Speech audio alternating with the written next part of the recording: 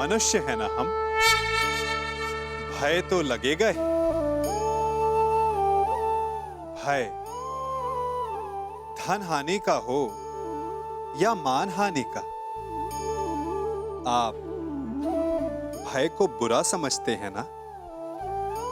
भय हानिकारक हो सकता है, परंतु लाभदायक भी।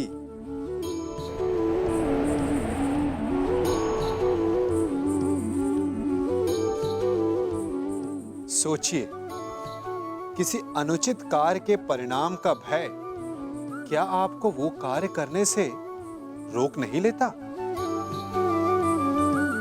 रोकता है, परंतु अनुचित कार्य हो जाने के पश्चात उसे संसार के समक्ष ना लाने देने का भय हमें एक के पश्चात दूसरी भूल करने पर विवश करता है। प्रयास करके हम अपना सम्मान बचा अवश्य लेते हैं, परंतु भविष्य में इसके परिणाम भयंकर सिद्ध हो सकते हैं। इसीलिए कोई भी कार्य करने से पूर्व उसके परिणाम को जानना जितना आवश्यक होता है, उतना ही आवश्यक होता है कोई भूल हो जाने के पश्चात उसे तुरंत स्वीकार कर लेना।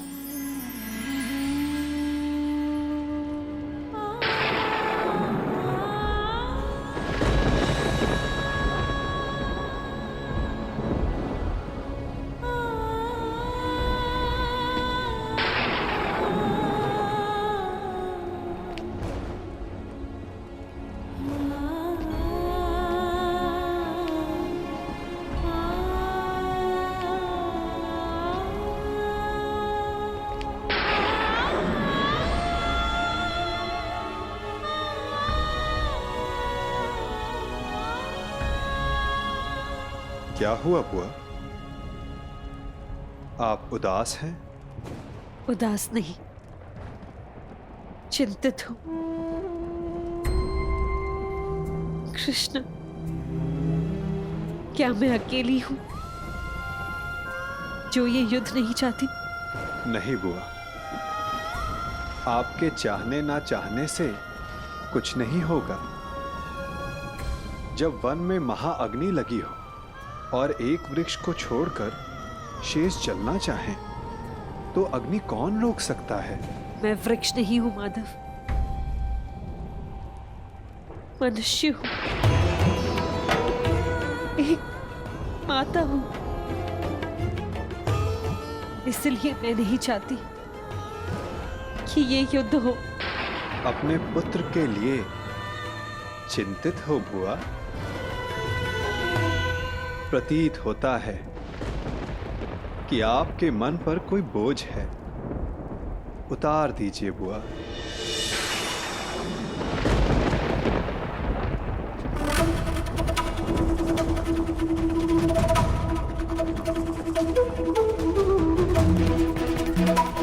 मैं अपने दोनों पुत्रों के लिए चिंतित हूं।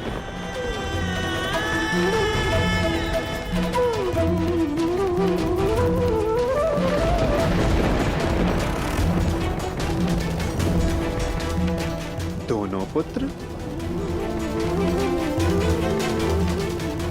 परंतु युद्ध तो केवल अर्जुन कर रहा है ना। अर्जुन के जीवन के साथ साथ मैं कर्ण के जीवन के लिए भी चिंतित हूं। कर्ण मेरा पुत्र है।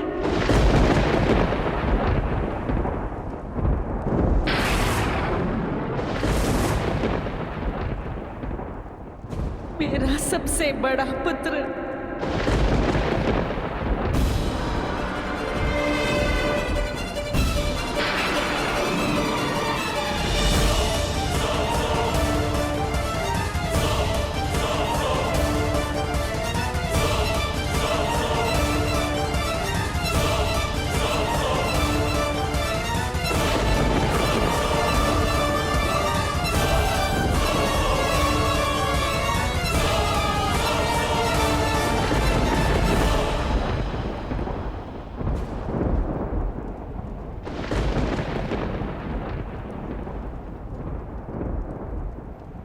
पुत्र।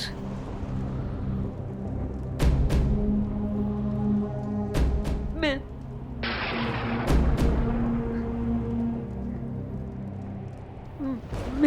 अभी उचित समय नहीं है बुआ।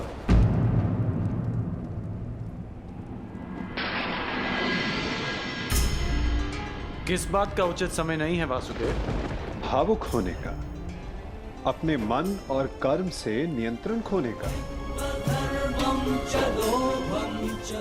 चूंकि भाव हो या कर्म या वचन उचित स्थान और उचित समय पर ही शोभा देते हैं।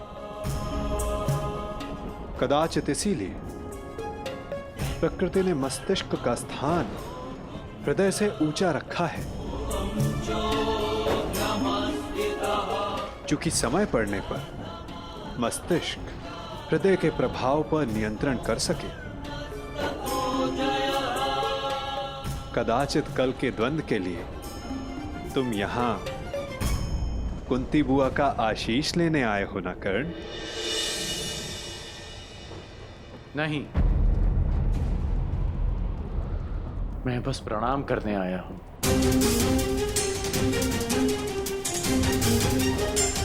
प्रणाम करोगे, आशीष नहीं लोगे? क्यों? क्योंकि विजयी होने का आशीष मांगकर मैं माता कुंती को धर्म संकट में नहीं डाल सकता। उस आशीर्वाद पर केवल उनके पुत्र अर्जुन का अधिकार है। तुम भी तो इन्हें माता कहकर पुकारते हो ना मित्र, तो इस नाते तुम भी इनके पुत्र हुए।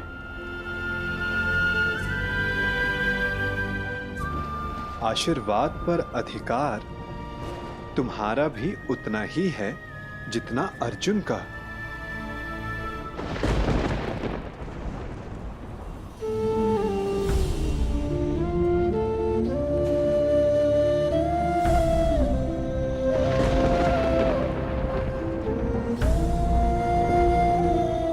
मैं यहां केवल कर्तव्य पालन के लिए आया हूं, अधिकार पाने नहीं।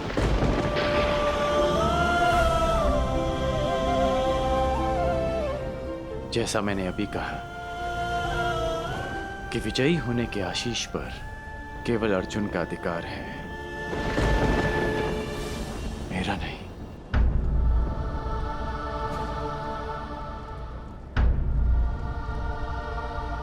एक माता के लिए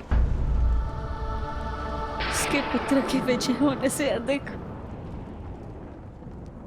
उसका जीवित होना महत्वपूर्ण है।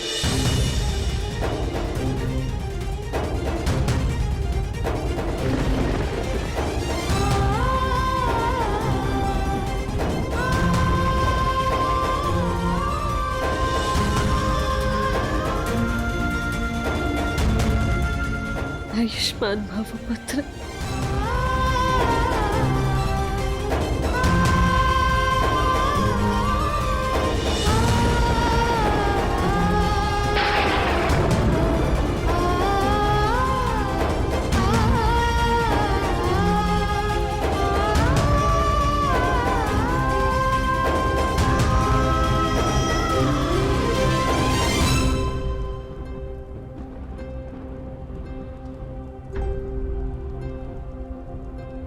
सत्य सम्मुख आएगा बुआ, परंतु उचित समय उचित स्थान पर।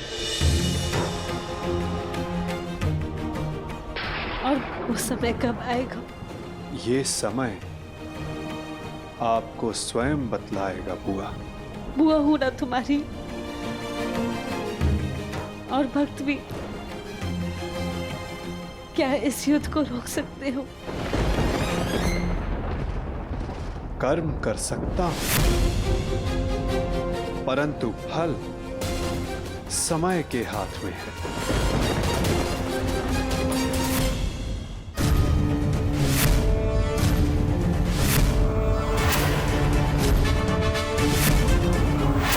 न्यायानाम् अधिकाराणाम् प्राप्त्यर्थम्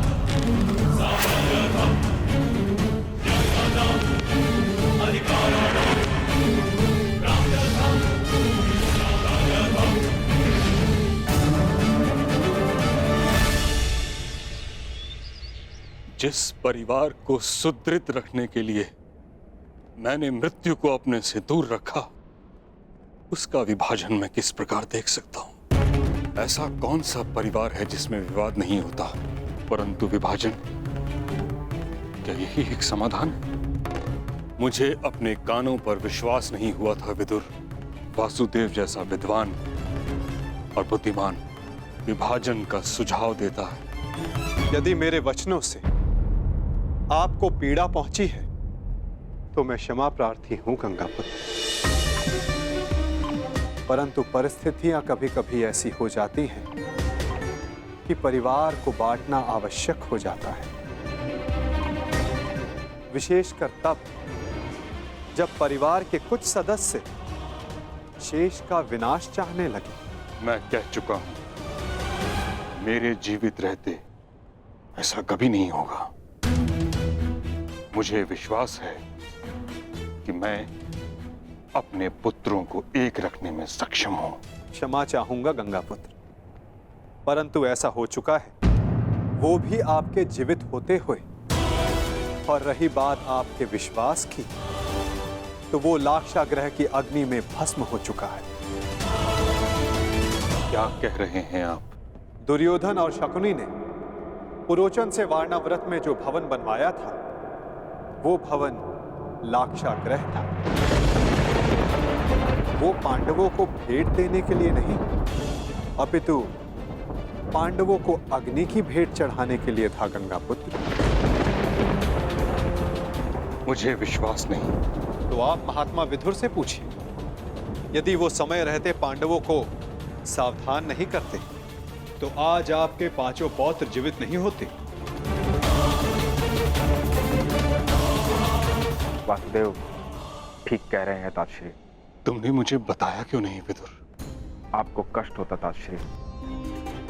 पांडवों की रक्षा मैंने कर ली थी, परंतु सत्य जानने के पश्चात कौरवों की रक्षा आपसे कोई नहीं कर पाता। यदि कौरवों और पांडवों को साथ रखा गया तो मुझे खेद है गंगापुत्र, कहीं हस्तिनापुर स्वयं एक लाक्षागृह में परिवर्तित ना हो जाए। स्पष्ट कहिए वासुदेव। तो सुनिए, द्रोण शिष्य और परशुराम शिष्य दोनों पराजय स्वीकार नहीं करेंगे। ना ही दोनों में युद्ध कौशल की कमी है, ना ही अस्त्रों का अभाव। तो निश्चित रूप से युद्ध भयंकर होगा। एक को विजय मिलेगी, एक को वीरगति। इस प्रश्न का उत्तर अवश्य मिल जाएगा कि हस्तिनापुर का अगला सम्राट कौन होगा, परंतु पांडवों और कौरवों के मध्य बैर समाप्त नहीं होगा गंगापुत्र। उनके ईर्ष्या और प्रतिशोध की अग्नि समाप्त नहीं होगी। कई लाक्षागृह सजेंगे और निश्चित रूप से हस्तिनापुर के प्रारब्ध में केवल युद्ध रह जाएगा, केवल रक्त रह जाएगा, केवल प्रतिशोध रह जाएगा गंगापुत्र।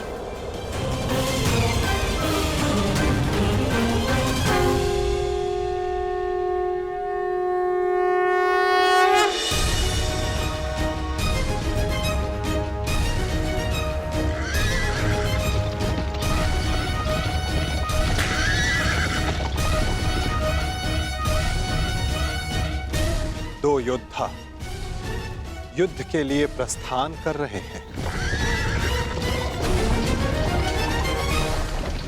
और संभवतः उनमें से एक ही लौट पाए। निर्णय आपका है गंगापुत्र।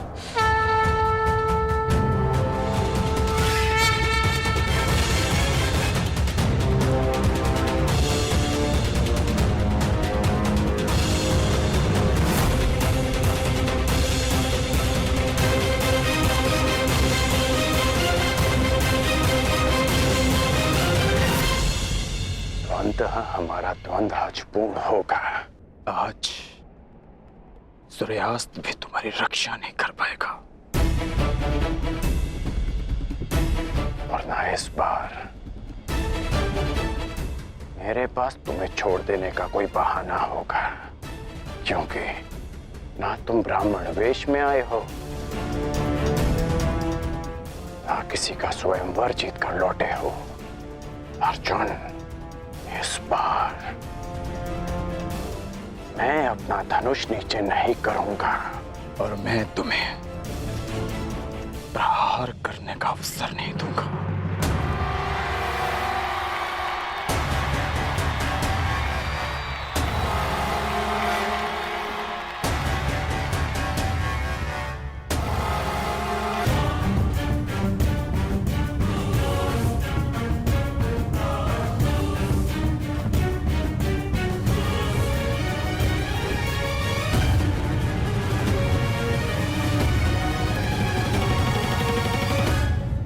कर्ण और अर्जुन द्वंद्व के लिए प्रस्तुत है महाराज।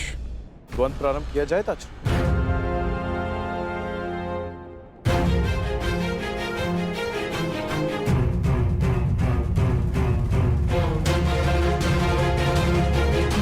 और कोई विकल्प भी तो नहीं। द्वंद्व प्रारंभ हो।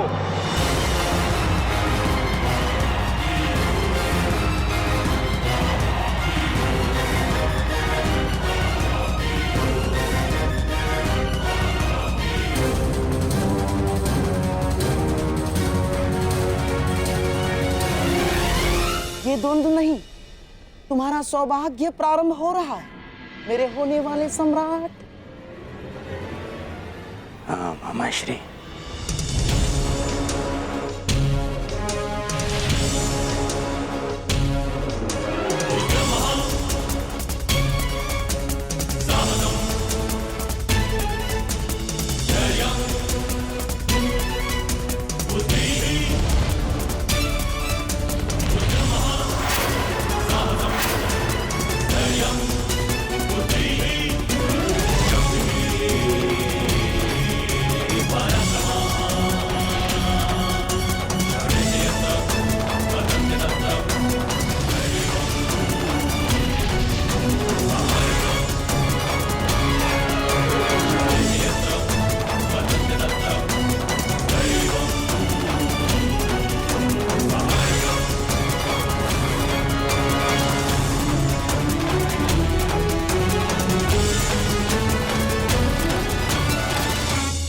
रुको।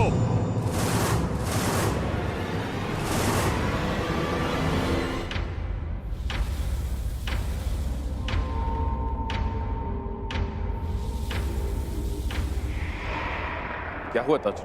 महाराज, हस्तिनापुर की सुरक्षा मेरी प्रतिज्ञा है, मेरा धर्म है, मेरे जीवन का उद्देश्य है। मुझे लगा था कि इस द्वंद्व से हस्तिनापुर का रक्त बहने से बच जाएगा,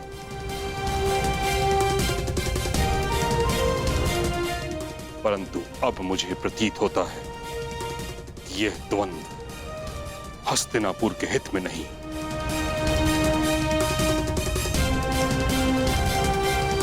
इस कारणवश मैं इस द्वंद्व को समाप्त करने की घोषणा करता हूं।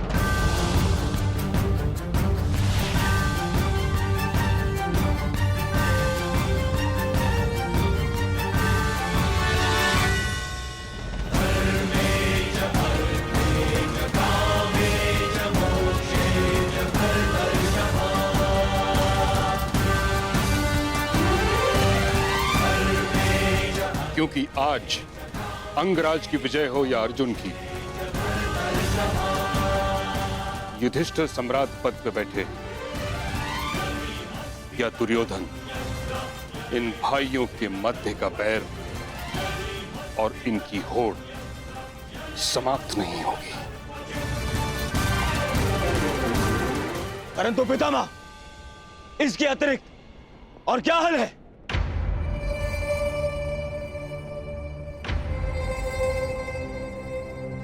विभाजन, विभाजन, विभाजन।